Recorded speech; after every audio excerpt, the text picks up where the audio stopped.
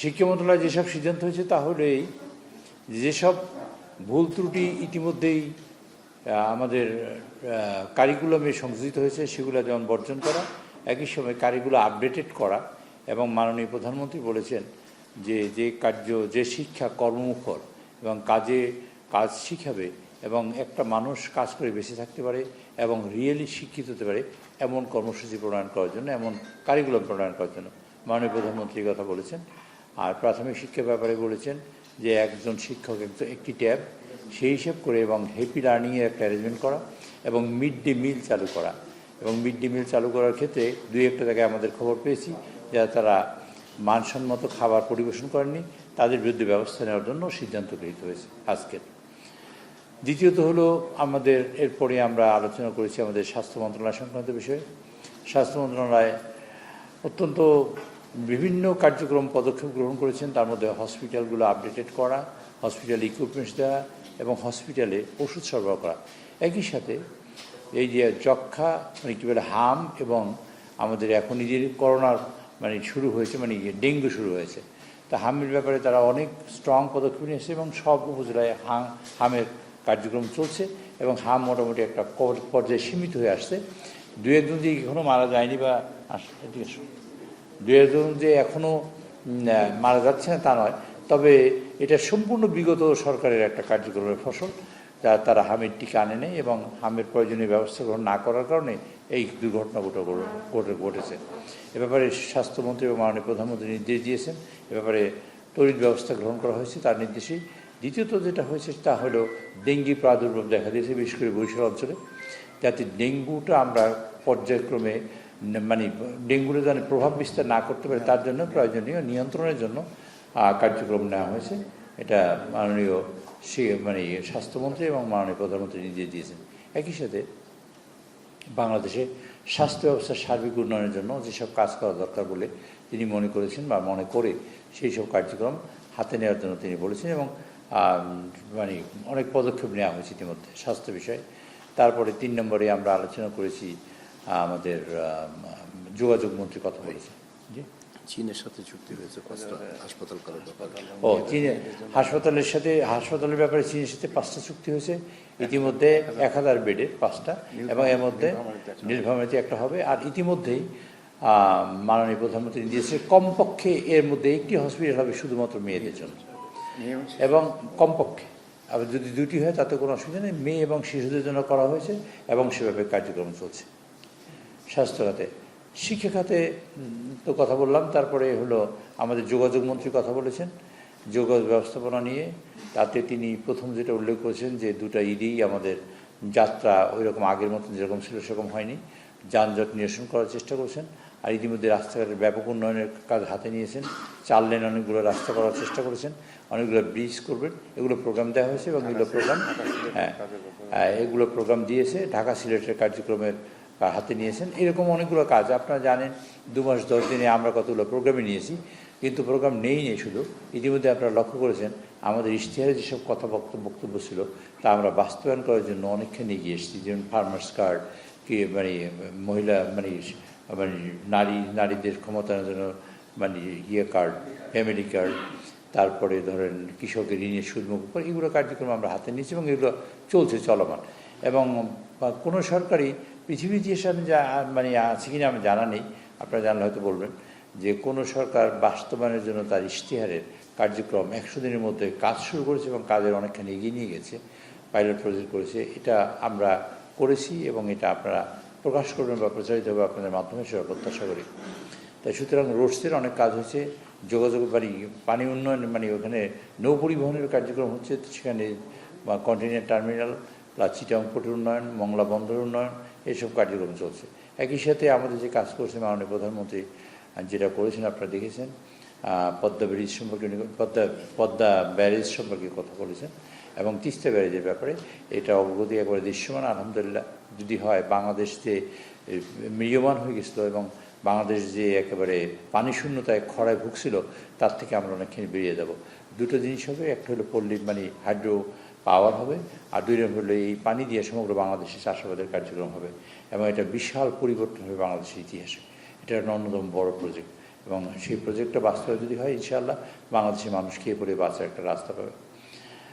তারপর আমাদের কথা বলেছেন বিদ্যুৎমন্ত্রী, আইনমন্ত্রীর আগে কি বললেন, বিদ্যুৎমন্ত্রী, বিদ্যুৎ মন্ত্রী কথা বলেছেন। বিদ্যুতের ব্যাপারে আমরা দাম বাড়িয়েছি। 66% মানুষের বিদ্যুতের কোনো দাম বাড়েনি। 66%, 66% মানুষের বিদ্যুতের কোনো দামই বাড়েনি। 75 ইউনিট পর্যন্ত যারা ব্যবহার করবেন তাদের কোনো দাম বাড়বে না। এরপরে 1 টাকা, 1 টাকা 20 পয়সা, তারপর 1 টাকা 40 পয়সা এরকম করে দাম বাড়িয়েছেন। একদম শেষ প্রান্তিক যে লেভেলে 1% মানুষ তাদের দাম বেড়েছে, তারা হলো 2 টাকা বা এর কাছাকাছি দাম বেড়েছে। আপনারা জানেন, প্রথমত হলো বিগত সরকার যখন চলে যায়, আপনাদের নিশ্চয়ই মনে আছে, তখন একদিনে ডলারের দাম বাড়িয়ে দিয়েছিল 7 টাকা। আপনাদের মনে থাকার কারণ মানে না থাকার কোনো কারণ নেই, কারণ তারা এই দেশ থেকে টাকাকে ডলার বানিয়ে দেশের থেকে ডলার পাচার করার চেষ্টা করছিল। আপনারা নিশ্চয়ই লক্ষ্য করেছেন, শেখ হাসিনা ডলার রেখে গিয়েছিল 121 টাকা 22 টাকা, এখন পর্যন্ত 121 টাকা 22 টাকা আছে। কাজে এটা একটা বিরাট পরিবর্তন। কিন্তু 121 টাকা 22 টাকা যখন ডলার হয়েছিল, কত টাকা থেকে হয়েছিল তা কি আপনার মনে আছে? 82 টাকা থেকে হয়েছিল। 82 টাকা থেকে ডলার বেড়ে 121-22 টাকা হয়েছে। প্রায় অলমোস্ট 40%, 45% বা 50% অলমোস্ট ডলারের দাম বেড়ে গেছিল। সেই চাপটা সকল কিছুর উপরে পড়েছে। সেই সব পড়ার কারণে বিভিন্ন জিনিসের দাম বেড়েছে। যেমন আমাদের মেশিনারি ইম্পোর্ট করতে হলে দাম বাড়ে, যেমন সেই মেশিন হলো বিদ্যুতের মেশিন, সেই মেশিন হলো কয়লা, সেই মেশিন হলো এলএনজি, সেই মেশিন হলো তেল। অর্থাৎ সব কিছুতে দাম বাড়ার কারণে, সঙ্গত কারণে বিদ্যুতের দাম বাড়াতে হয়েছে।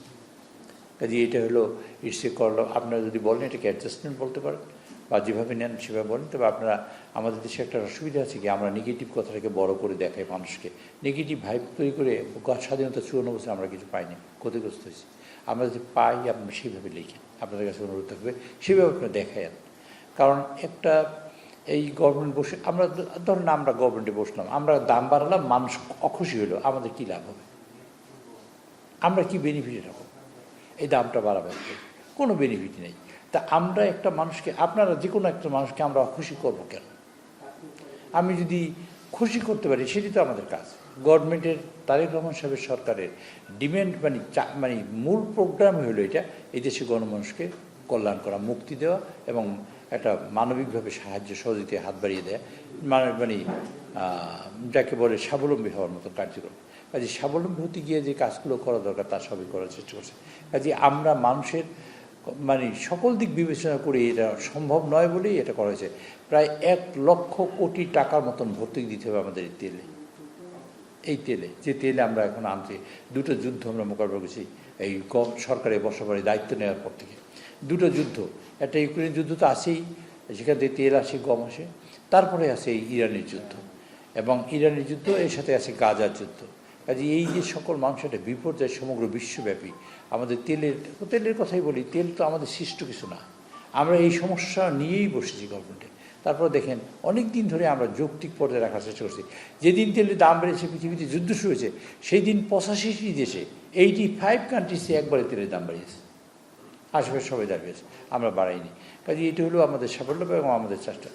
আর শুরুতেই আমাদের মাননীয় প্রধানমন্ত্রী, বা আমরা বলতে চাই, মাননীয় প্রধানমন্ত্রী আমাদের দায়িত্বপ্রাপ্ত হওয়ার পর থেকে তার নীতি দেশে এবং আন্তর্জাতিকভাবে স্বীকৃত হয়েছে। আজকে 40 বছরের মধ্যে, গত 40 বছরের মধ্যে আজকে আমাদের জাতিসংঘে আমরা ইলেকশন করে পাশ করেছি এবং আমাদের সভাপতি হয়েছে বাংলাদেশ থেকে, আমাদের বাংলাদেশের ফরেন মিনিস্টার। এই জন্য আমরা মাননীয় প্রধানমন্ত্রীর এই দূরদর্শী নেতৃত্ব এবং কূটনীতিতে তার সাফল্য এটা প্রমাণ করে। এরপরে আমরা আলোচনা করেছি এরপরে বিদ্যুতের পরে, এখন বিদ্যুতের পরে আপনি 25,000 কোটি টাকা ভর্তুকি দিতে হবে এখনও 25,000 কোটি এই তেল এবং বিদ্যুতের ভর্তুকি দিতে হবে, সেই কাজ চলছে, চেষ্টা হচ্ছে। এরপরে আমাদের মানে আইন মন্ত্রণালয়ে আমরা কথা বলেছি, আইন মন্ত্রণালয় তিনিও প্রেজেন্টেশন দিয়েছেন। রমেশ হত্যা মামলা, আপনারা অনেক শিশু ধর্ষণের ব্যাপারে কার্যক্রম করছে এবং সেগুলো যাতে কমব্যাট করে। একটা দেশে 20 কোটি মানুষ, আমরা তো প্রত্যেকটা মানুষকে মানে চেষ্টা করছি যে যাতে আইন শৃঙ্খলা একটা নিয়ন্ত্রণ থেকে ডেটারেন্ট ফ্যাক্টর হিসেবে কাজ করে এবং সব মানুষ যেন আইনকে মানে, সেরকম একটা কার্যক্রম চলছে। রমেশা অত্যন্ত স্পর্শকাতর এবং মাননীয় প্রধানমন্ত্রী গিয়েছিলেন, যে মানে আমাদের মাননীয় স্বরাষ্ট্রমন্ত্রী গেছেন এখানে, এবং তিনি পৃথিবীতে আপনারা জানবেন যে পৃথিবীতে মানে এই এত অঞ্চলে স্বল্পতম সময়ের মধ্যে যে বিচার হবে সেটা হলো রমেশের বিচার। আগামীকালকে তার রায় হবে এবং 7 দিন মানে 7 দিনই 7 দিনেই বিচার আচার হয়ে 1 মাসের মধ্যে তার রায় হচ্ছে এই রমেশ হত্যা মামলা। কাজে এইটা একটা পরিধানযোগ্য হবে এবং এটা একটা মানে আপনাদের এক্সাম্পলারি একটা সিদ্ধান্ত হবে বাংলাদেশের আইন ব্যবসা বা আইনের ক্ষেত্রে। একই সাথে একই সাথে তনু হত্যা মামলা আসামি গ্রেপ্তার হয়েছে, আপনারা জানেন সেটা তো গ্রেপ্তার হয়েছে ইতিমধ্যে এবং সে 164 করেছে এবং স্বীকারোক্তি দিয়েছে। কাজে এবং বিচার কাজ শুরু হবে, আরও লোক গ্রেপ্তার হবে। কাজে এই কার্যক্রমে আমরা হাত দিয়েছি। আমাদের একটা জিনিস বুঝবেন আপনারা, আমাদের ইচ্ছা আছে কিনা, আপনারা গুরুত্ব দেবেন আমাদের ইচ্ছা আছে কিনা, আমরা অনিচ্ছাকৃত অথবা পারপাসলি আমরা কোনো কাজ করছি কিনা, চেষ্টা করছি দেশের মানুষের কল্যাণের জন্য। এরপরে আমাদের স্বরাষ্ট্রমন্ত্রী কথা বলেছেন, স্বরাষ্ট্রমন্ত্রী তার প্রেজেন্টেশন দিয়েছেন। সময়ের স্বল্পতার কারণে তিনি বেশি প্রেজেন্টেশন দিতে পারেন নাই। তিনি একটা কথা খুব পরিষ্কারভাবে বলেছেন, দেশে চাঁদাবাজের কোনো জায়গা নেই, চাঁদাবাজের কোনো জায়গা হবে না, দেশে মাদকের কোনো জায়গা রাখা হবে না। সেই কারণে যদি কোনো মাননীয় আমাদের দলের অথবা বিদলের যেখানেই হোক না কেন, যেই লোকই মানে অসুবিধায় মানে তৈরি করবেন এরকম কার্যক্রম, তার ব্যাপারে কঠোর ব্যবস্থা নেওয়া হবে এবং অতি শীঘ্রই আপনারা সেটা দেখতে পাবেন। হ্যাঁ, এবং দলের লোক হলেও কোনো মাফ হবে না। তিনি খুব পরিষ্কার করে বলেছেন, মাননীয় প্রধানমন্ত্রী এটাকে সায় দিয়েছেন। মাননীয় প্রধানমন্ত্রী আজ যে কাজটা বলেছেন তা হলো এই দেশ মোবাইলের জুয়া, হ্যাঁ মোবাইলের জুয়া নিয়ন্ত্রণ। মাননীয় প্রধানমন্ত্রী যে কথা বলেছেন যে বিভিন্ন পর্যায়ে বিভিন্ন রকম ক্রাইম হচ্ছে, সকল ধরনের ক্রাইম আমরা বন্ধ করার চেষ্টা করছি। স্পেশালি যে জুয়া চলছে, এখানে বিভিন্ন পদ্ধতিতে জুয়া চলছে, সেই জুয়া যাতে বন্ধ হয় সেভাবে কাটুন। মাননীয় স্বরাষ্ট্রমন্ত্রী মানে আইনমন্ত্রী একটা বিষয়ে কথা বলেছেন এবং স্বরাষ্ট্রমন্ত্রী দুদিন একই কথা, যে আমাদের দেশে যে এখন ইউটিউব, ফেসবুক এবং যা চালু হয়েছে, প্রত্যেকটা মানুষ তটস্থ থাকে আজকে সকালবেলা ফেসবুকে তার সম্পর্কে কী বলা হয়েছে তা দেখার জন্য। প্রত্যেকটা মানুষের এই অবস্থা। কাজে এইরকম একটা পরিস্থিতিতে এই বাক স্বাধীনতার অর্থ হইলে যে স্বাধীনতাকে অপব্যবহার করা এবং মানুষের একজন ক্যারেক্টার অ্যাসিনেশন করা, ক্যারেক্টার ধ্বংস করা এবং ট্রায়াল করা মানুষকে, যে একটা মিথ্যা ঘটনা দিয়ে এরকম করে ফেসবুক ইউটিউবিং করা হচ্ছে, এ ব্যাপারে আমি আপনাদের, অন্যরা যেমন সহযোগিতা চেয়েছেন, আমি আপনাদের সহযোগিতা চাই। আপনারা এগিয়ে আসেন এই জন্য দেশকে পাশে থেকে এর কোনো বিকল্প নেই। সেটা হলো পদ্ধতিটা কী করা যেতে পারে, সেটা হলো আপনারা বলেন, আমরাও নিজের আলোচনা করব। বিদেশি কিছু কিছু সংস্থা আছে, তারাও বলছে যে তোমাদের এখানে তো এই প্রবলেম হচ্ছে, যেমন IRI, NDI এরকম সংস্থা বলেছে যে কী করা যেতে পারে। আমরা যদি সবাই মানে সোচ্চারভাবে বলেন যে হ্যাঁ এটা হয়তো পরিবর্তন হোক, অথবা এটা কীভাবে নিরসন করা সম্ভব সেভাবে যদি আপনারা কোনো দায়িত্ব পালন করেন বা আপনারা যদি বলেন, তাহলে সেগুলো সরকার কগনিজেন্সি নিয়ে বাস্তবায়ন করা যায় কীভাবে সেটা চেষ্টা করে দেখব।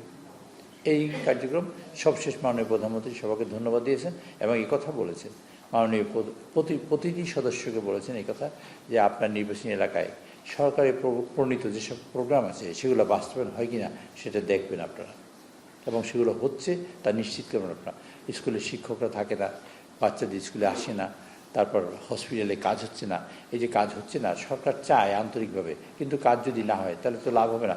কাজে এই কাজটি যাতে হয় এ ব্যাপারে আপনার দায়িত্ব পালন করবেন এবং নিশ্চিত করবেন। এই মাননীয় এই আহ্বান জানিয়ে মাননীয় প্রধানমন্ত্রী আগামী বাজেট সেশনে, আমরা এই দুইটো ভাগ, একটা করে আগে বাজেট সেশনে সবাই যাতে থাকেন এবং অংশগ্রহণ করেন সেভাবে আহ্বান জানিয়েছেন। আর দ্বিতীয়ত হলো বাজেটের ব্যাপারে আপনাদের কথা বলবো। এই সেশন শুরু হতে যাচ্ছে আগামী 7 তারিখে এবং বাজেট প্লেস হবে 11 তারিখে। 11 তারিখে বাজেট প্লেস হওয়ার পরে আমরা 12 তারিখ, 13 তারিখ শুক্রবার শনিবার থাকবে, বন্ধ থাকবে। 14 তারিখ, 15 তারিখে বিকালবেলা সংপ্রয়োগ আমরা বাজেট পাস করব। 16 তারিখ থেকে বাজেট ডিসকাশন হবে। সেজন্য আমরা হয়তো সকাল বিকাল সেশন করতে পারি, কারণ 30 তারিখে বাজেট পাস করতেই হবে। 30 তারিখে বাজেট পাস করার পরে এখানে তারপরে প্রেসিডেন্টের কাছে যাবে, প্রেসিডেন্ট স্বাক্ষর করবেন, আবার সেই কাগজ এখানে আসবে, আসার পরে এবার বিজেপি এসে যাবে এবং গেজেট হতে হবে রাত 12টার আগে। বাজেটের নিয়ম কিন্তু এটা। কাজে এই সব মিলিয়ে বাজেট সেশনে আমাদের কিছু বিল থাকবে, আর প্রশ্ন উত্তর থাকবে, 71 বিল থাকবে, আর বাজেটের সময় বাজেট নিয়ে আলোচনা হবে। আমরা চাই একটা সুষ্ঠুভাবে এই দেশের মানুষ বাজেটে আপনাদের সৎ পরামর্শ এবং ভালো পরামর্শ যদি থাকে সেগুলো গ্রহণ করতে। না, সে তো বাজেট একটা কথা আপনাদের সবারই বলি, সবসময় আমার জ্ঞান হওয়ার পর থেকে, আমি যখন ইউনিভার্সিটিতে পড়ি, আপনাদের দৃষ্টি আকর্ষণ করছি, আমি যখন বিশ্ববিদ্যালয়ে পড়ি তখন আমি খুব লক্ষ্য করতাম পার্লামেন্টের সম্পর্কে, খুব আমি সিরিয়াসলি একটা পাঠক ছিলাম। তখন আপনাদের অনেকের বয়স অনেক বেশি হবে, 74 সাল। 74 সালে আমি 75 সালে ইউনিভার্সিটি থেকে বেরিয়েছি। আমার বয়স এখন 72। আমি 75 সাল থেকে খুব সিরিয়াস থাকতাম, মানে 74 সাল 73 সালে খুব সিরিয়াস থাকতাম পার্লামেন্টে কে কী কথা বলে সেটা শোনার জন্য। তো একটা জিনিস আমি দেখেছি কমন, প্রতি বছর দেখেছি, তখন থেকে আমি কিন্তু বাজেট পড়ি, এটা পড়ি ওটা পড়ি, পার্লামেন্ট সম্পর্কে জানি। আমি যে পার্লামেন্টে এমপি হতো তখন জানতাম না, নিজের গরজে পড়েছি। তো তখন বলছে সরকারি দল বলতে আসছে এই সীমিত সম্পদ দিয়ে এর চেয়ে ভালো বাজেট আর হয় না, এটা হলো সরকারি দলের বক্তব্য এক লাইন। আর বিরোধী দল বলছে গরিব মারার বাজেট মানি না, মানব না, মানি না। এবং সকলের একটা ব্যানার লেখা থাকে, বাজেট ঘোষণা করবে দেখবেন 5 মিনিটের মধ্যে ব্যানার নিয়ে বেরিয়ে গেছে, লেখলো কখন, এটা একটা অসুবিধা আছে, এই সমস্যা থাকে। আপনাদের একটা কথা বলি, আমরা যে ইকোনমিটা ইনহেরিট করেছি 30 লক্ষ কোটি টাকার ঘাটতি নিয়ে এই সরকার রওনা দিয়েছে। এই সরকার কাঁধে 30 লক্ষ কোটির ঘাটতি বাজেট নিয়ে রওনা দেওয়ার পরেও আপনারা কি ফিল করেন যে এরকম একটা অভাব হাহাকার সেইখান থেকে বের করে এড়িয়ে আসতে পেরেছে এই সরকারের সাফল্যতা। সরকার ফার্মার্স কার্ড দিছে, সরকার ফ্যামিলি কার্ড দিতে চায়, 10,000 টাকা কৃষি নিয়ে সুদ মুখ করেছে, ইমাম মুয়াজ্জিনদের ভাতা দিয়েছে, তাদের সম্মানিত করেছে, প্রত্যেকটা সেক্টরে তার হাত দিয়েছে এবং প্রত্যেক সেক্টরে কাজ করে। কাজেই আন্তরিকতা থাকার কারণে এবং টাকা চুরি না করার কারণে, তাদের দুর্নীতি না হয় তার ব্যাপারে সরকার অত্যন্ত সচেতন। কাজে এইসবের কারণে ইনশাল্লাহ আপনারা একটা নর্মাল একটা ফুরফুর অবস্থা আছে। আমরা আরও ভালো থাকবেন, ভালো রাখার জন্য চেষ্টা করছে এই সরকার। এই সরকার ধরেন আমরা বসে আছি, আমরা যদি ভালো রাখি তাহলে আপনারা স্মরণ রাখবেন, আমরা মন্দ রাখলাম আপনারা, তারপর আপনারা করবেন কি, আমাদের গালিগালাজ করবেন, আমাদের খারাপ বলবেন, বা আমরা ক্ষমতায় থাকলাম না, বা আমরা এখানে দৃশ্যপট থেকে চলে গেলাম, আমাদের কী লাভ? এই যে কেউ চুরি না করতে পারে, দুর্নীতি না হয়, তার জন্য আজকে আলোচনা হয়েছে যে দুর্নীতি দমন কমিশনের কার্যক্রম কীভাবে হবে। এই জন্য এগুলো কাজ সব চলছে। কিছুটা আপনারা তো জানেন রেড টেপিজম আছে এখানে, আমলানীতি আমলাতন্ত্র আছে, আমলাতন্ত্রের কারণে আমরা সবাই ক্ষতিগ্রস্ত হই সবসময়। আপনারা সবাই গিয়ে সব জায়গায় একটা আটকা পড়েন, সেই জায়গাটা আমলাতন্ত্র, একটা ফাইল নড়বে না চলবে না ইত্যাদি সব থাকে। এটা সবসময় ছিল, এখনও আছে। আমরা নিরসন করার চেষ্টা করছি যাতে কম কষ্ট পেয়ে মানুষ যেন মানে নির্বিঘ্নে সকল কার্যক্রম করতে পারে, সেই চেষ্টাটা আমরা করছি। এবং সরকার যাতে ভালো চালাতে পারে, দেশের মানুষের কল্যাণ হয়, সর্বোপরি মানুষের একটা ওয়েলফেয়ার স্টেট আমরা দিতে চাই, একটা কল্যাণমুখী রাষ্ট্র করতে চাই, একটা মানবদরদী মানবিক রাষ্ট্র আমরা বানাতে চাই, আর একটা গণতান্ত্রিক রাষ্ট্র বানাতে চাই।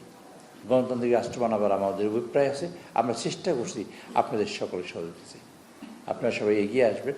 আমাদের দেশে কিন্তু মানুষ খুব নেগেটিভ কথা সহজে নেয়, আর পজিটিভ কথা কিন্তু নিতে পারে না, নেয় না। পজিটিভ কথা বিশ্বাস করে, মানে বিশ্বাস করলেও ওরা পড়তে চায় না, নেগেটিভ কথাটা খুব সহজে গ্রহণ করে এবং অনেক পরে, এবং নেগেটিভ চর্চা হয় এখানে অনেক বেশি। যে কারণে আপনি দেখবেন সকল পত্রিকার ফার্স্ট পেজে 10টা নিউজ থাকে, তার 9টাই থাকবে নেগেটিভ, 8টা থাকে নেগেটিভ। আমরা পজিটিভের দিকে আগি, নাইলে দেশের 54 বছর বয়স, আমরা যখন চলে যাব তারপর পরবর্তী জেনারেশনকে আমরা কী দিয়ে যাব? পরবর্তী প্রজন্মকে আমরা সবাই বাঁচতে পারি। আপনারা সবার ওই যারা বসে আছেন সবাই রাতে ভাত খাবেন, সবাই গাড়িতে চলবেন, সবাই বাড়িতে গিয়ে ঘুমাবেন, প্রত্যেকের সাথে টাকা জড়িত। কাজেই মানুষ যাতে স্বাবলম্বী হয় সেই চেষ্টাটাই আমাদের চেষ্টা। কেউ করে না, আমরা করছি, ফাইন, আমাদের সাথে থাকেন। আমরা যখন করবো না তখন থাকেন না, তখন আপনারা সমস্যা করেন। আপনাদের অনেক ধন্যবাদ। আসসালামু আলাইকুম।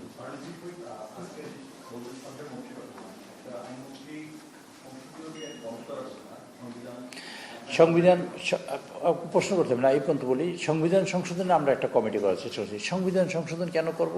আপনাদের এই এটাও যদি আপনারা সুন্দর করে লেখেন, আমি আপনার কাছে অনুরোধ করি আপনারা লিখেন। আপনারা লিখলে উপকার হবে।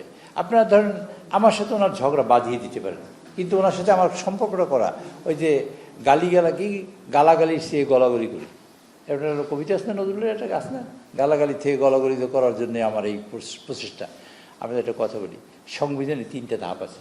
আমরা দেশ স্বাধীন করেছি, পিটি মারামারি ঘুনাঘুনি যুদ্ধ করে একটা দেশ স্বাধীন করে, স্বাধীনের পরে আমরা এই সব ফেলে দিয়ে আমরা সংবিধান পরিবর্তন করব, নিজের লিখব, যেটা 72 সালে হয়েছে সংবিধান হয়েছে। এরপরে সংবিধানে কী কী হতে পারে? সংবিধান মার্শাল আর্ট সরকার অ্যাপ্রুভ করেছে, বাতিল করেছে, সাময়িক স্থগিত করে রাখছে, তাই না? সংবিধান আর হতে পারে কি, আমি একটা যে কোনো, আমাদের দেশে এখন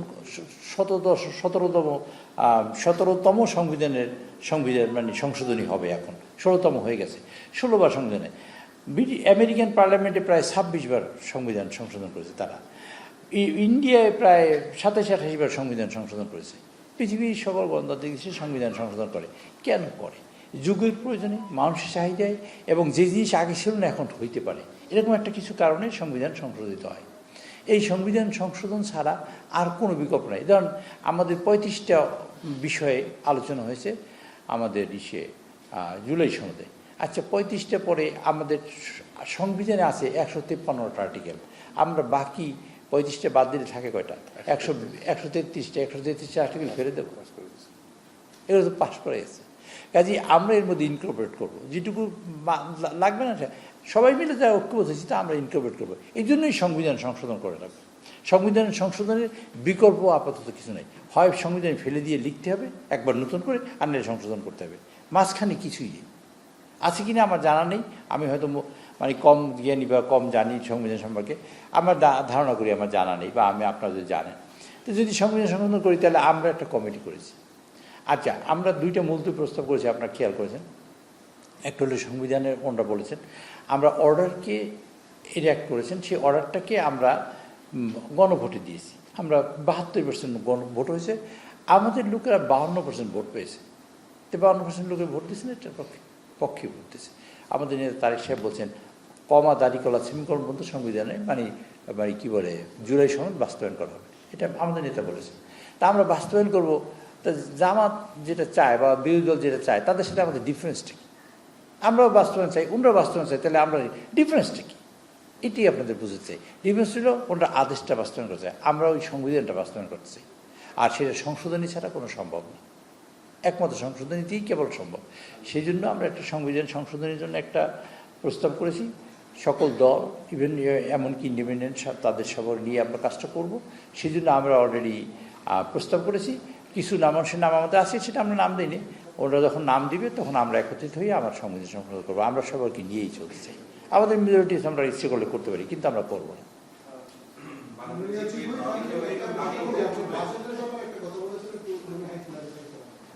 সেটা হচ্ছে যে আপনি বলেছেন যে 30 কোটি টাকা ঘাটতি নিয়ে 30 লক্ষ কোটি টাকা ঘাটতি নিয়ে সরকার শুরু করেছে। তো গত বছরের যে অর্থ বছরের যে বাজেটটা ছিল, সেই বাজেটটা ছিল প্রায় 8 লক্ষ কোটি টাকা, 7 লক্ষ কোটি টাকা। আপনার 30 লক্ষ কোটি টাকা যদি একটু ক্লারিফিকেশন দিতেন, কোন জায়গায় ঘাটতির কথা বলছেন? ঘাটতি মানে কি? আপনার এটা তো আপনার সহজে বোঝার কথা। এই 30 লক্ষ কোটি চুরি, স্রেফ চুরি নিয়ে আমরা বসছি। তা 30 লক্ষ টাকা ঘাটতি মানে সব জায়গায় অসুবিধা। কোন জায়গায় সুবিধা ছিল? এই গভর্নমেন্ট বসার সময় সুবিধা ছিল কোথায়? কোথাও সুবিধা ছিল না। আপনি সব জায়গায় যেখানে হাত দেবেন আপনাকে শুধু আমি এই ব্যাপারে প্রশ্ন নেব না, খালি আপনাকে একটা উদাহরণ দিয়ে আমি শেষ করতে চাই আপনার কথা। আপনি ব্যাংকে গেলে 1 লক্ষ টাকা পান, আর পান না কেন? না আমাদের চিফ মিনিস্টার যেটা বললেন একটু এক্সপ্লেনে হেল্প করি। পিরোজপুর ওনার পাশের জেলা না, এই বলতেছি, আমি কথা শেষ করতে পারি না। আপনার ব্যাংকে গেলে 1 লক্ষ টাকা পান, আর পান না কেন? আইনই করেছি দেশে যে আপনি বেশি টাকা চাইলেও পাবে না দেউলিয়া হইলে, আর দেউলিয়া হবে সেটা তারা জানতেন বলেই তো ব্যাংকগুলোকে দেউলিয়া করে সমগ্র টাকা নিয়ে একদিনে $7 দাম বাড়িয়ে নিতে হয়েছে। 3,500 কোটি টাকা পিরোজপুরে, আজকে এখানে এটা আলোচনা হচ্ছে। 3,500 কোটি টাকার যে কাজ পিরোজপুরে আপনি উল্লেখ করেছেন, এবং তখন একজন অত্যন্ত সৎ মন্ত্রী ছিলেন। সেই সৎ মন্ত্রী হলেন মানিক মৎস্য, এবং কি যেন মন্ত্রী ছিলেন একজন, নাম কি যেন, অ্যাডভোকেট রেজাউর রহমান। সে বলছে যে সততার পারাকাশটা দেখিয়ে ছাড়বো। উনি যখন পূর্তমন্ত্রী ছিলেন সেই সময় উনি টেলিভিশনে বক্তৃতা, আপনাদের নিশ্চয়ই মনে থাকার কথা, আমার সে আপনাদের বেশি মনে থাকার কথা, আমার বয়সের কারণে। সেই সৎ লোকটা 3500 কোটি টাকার 3,500 কোটি টাকার মধ্যে একটা ইটও বসায় টাকা খরচ হয়েছে, এবং সমগ্র টাকাটা নিয়ে গেছে। এত বড় একটা সৎ লোক, কাজে এই রকমের টাকা চুরি হয়েছে। ঘাটতি মানে ইন দ্যাট সেন্স এই। আর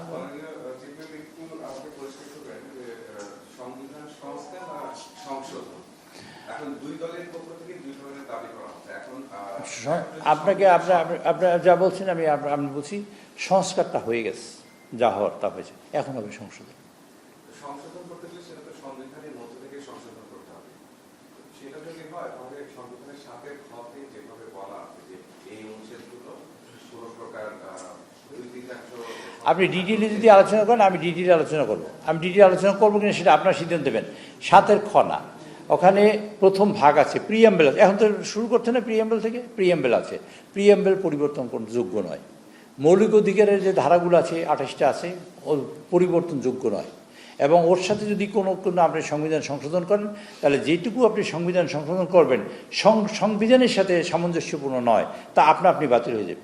আইনই আছে এরকম, আপনি বাতিল হয়ে যাবে, এবং এমন কোনো আইনই করা যাবে না যেটা সংবিধানের সাথে সাংঘর্ষিক, করা যাবে না। আবার তারপর যদি কোনো কিছু করি ফেলি আমরা, পার্লামেন্ট যদি কোনো কিছু করে, তাহলে সেটা মানে supreme court is the custodian of the constitution. এই কনস্টিটিউশন আবার সুপ্রিম কোর্ট থাকার, যেমন আপনার মনে থাকার কথা, কারণ আছে যেমন এরশাদ সাহেবের সময় সুপ্রিম কোর্ট হাইকোর্ট করেছিল বিভিন্ন বিভাগে, সুপ্রিম কোর্ট বাতিল করে দিয়েছে না? মনে আছে আপনাদের মনে আছে নাকি? মনে থাকার কোনো কারণ, না থাকার কোনো কারণে বাতিল করে দিয়েছে। কাজেই এইটা একটা সেকেন্ড ব্যালেন্সের মধ্যে থাকে। কাজে এগুলো থাকবে না, সংবিধান সংশোধনই হবে, এবং আমরা সেটা করব ইনশাল্লাহ। আর আপনারা একটা প্রশ্ন করতে পারেন, সেই প্রশ্নটা আমি অ্যাডভান্স জবাব দিই, সেটা করতে পারেন যে বিরোধী দল যদি নাম না দেয়, আচ্ছা এই কথাটা আপনার বলবেন, এটা আপনার বলতে পারেন। বিরোধী দল যদি নাম না দেয় এরকম সন্দেহ করেন কেন? এটা হলো প্রথম প্রশ্ন। 2 নম্বর হলো যে বিরোধী দল নাম দিবেই, কেন দেবে? আমি কনফিডেন্ট কেন? কারণ সংবিধান সংশোধন করা তো আমাদের কোনো পথ নেই। আচ্ছা ধরুন এই বিরোধী দল যদি আজকে গভর্নমেন্টে বসতো, আর আমরা যদি বিরোধী দল থাকতাম, আমরা করতাম কি, আর অন্যরা করতো কি?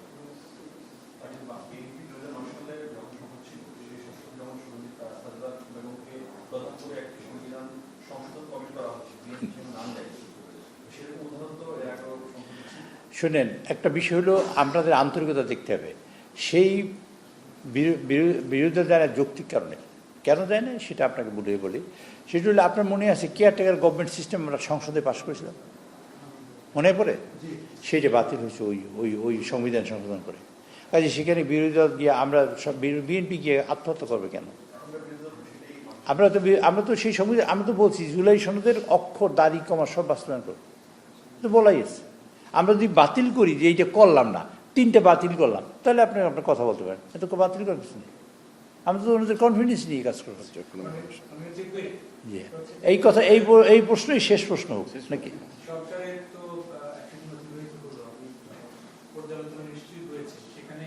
সব মন্ত্রণালয়ের দায়িত্বপ্রাপ্ত যারা আছে সব মন্ত্রণালয়ের কাজের ব্যাপারে কি সন্তোষ প্রকাশ করেছেন, নাকি কোনটার ব্যাপারে কাজ যথার্থ হয়নি, এরকম কোনো বিষয় আছে?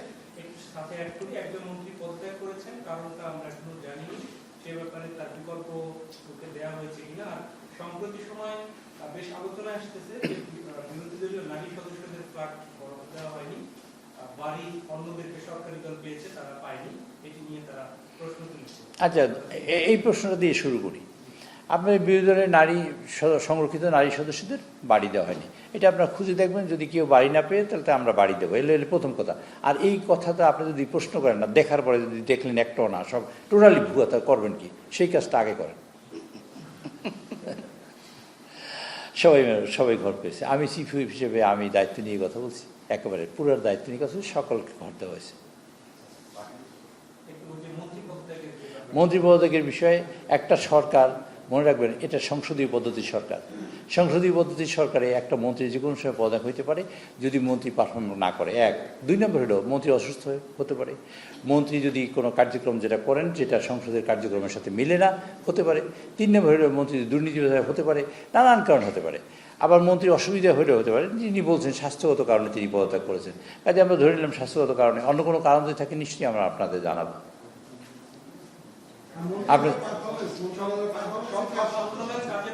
আচ্ছা, সকল মন্ত্রণালয়ের কাজের ব্যাপারে ইভ্যালুয়েট করছেন মাননীয় প্রধানমন্ত্রী, সকল মন্ত্রীদের নিয়ে আলাদাভাবে বলেছেন, আলাদাভাবে বসেছেন। এখন আমাদের মাননীয় প্রধানমন্ত্রী আমাদের তারেক রহমান সাহেব, তিনি এ যাবৎ কাজ সিনসিয়ারলি বললেন, আপনারা এ যাবৎ কাজ তার মধ্যে অনেকগুলো ত্রুটি পান আপনারা পাইছেন কিনা? আমি প্রশ্নটার উত্তরটাও চাই আপনাদের কাছে। চাই কেন? মাননীয় প্রধানমন্ত্রী আপনারা কেমন করে দেখছেন? নিজে একটা কাঁধে ব্যাগ, কথা শেষ করি, কাঁধে একটা ব্যাগ নিয়ে হাঁটতেছেন, তার ওয়াইফের মাথায় ছাতা ধরেছেন, ধরেন নাই? ওই মেয়েকে নিয়ে সিনেমা দেখতে গেছেন। আবার উনি অফিসে যায় সকাল 9টার সময়, রাত 12টার সময় টেলিফোন করবেন। আমার এক মন্ত্রী আজকে বক্তৃতার সময় বলে 1:11 সময়, রাত 1:11 সময় মাননীয় প্রধানমন্ত্রী বলছেন যে এইখানে হামে মানুষ মারা গেছে, আপনাকে প্রথম যখন মানা যায় একজন মারা গেছে, কেমনি মারা গেল খোঁজ নেন তো। রাত্রে সেই ভদ্রলোক গেছেন, আমাদের স্বাস্থ্যমন্ত্রী গিয়ে তারা দেখলেন 1:11 সময় মাননীয় প্রধানমন্ত্রী ফোন করেছেন। 1:11 ওনার সজাগ থাকার কথা না। আচ্ছা, থেকেছেন, তাই মাননীয় প্রধানমন্ত্রী সকাল 9টায় অফিসে যান, এটা কি ভালো চোখে দেখেন না আপনারা? না, এই যে যান, অর্থাৎ এলে একটা গুড জেস্টার আছে। এখন মাননীয় প্রধানমন্ত্রী যে কাজ করেছে তার মধ্যে 5টা ভুল আছে, থাকতেই পারে, থাকাটাই স্বাভাবিক, এই জন্য হিউম্যান বিং, থাকাটাই স্বাভাবিক। সকল মন্ত্রণালয়ে ছোটোখাটো ত্রুটি বিচ্যুতি থাকতে পারে, আমরা চেষ্টা করছি যাতে ত্রুটি বিচ্যুতি না থাকে, এবং যতখানি আমরা ত্রুটি বিচ্যুতিহীনভাবে কাজ করতে পারি তার চেষ্টা হচ্ছে। আপনাদের অসংখ্য ধন্যবাদ।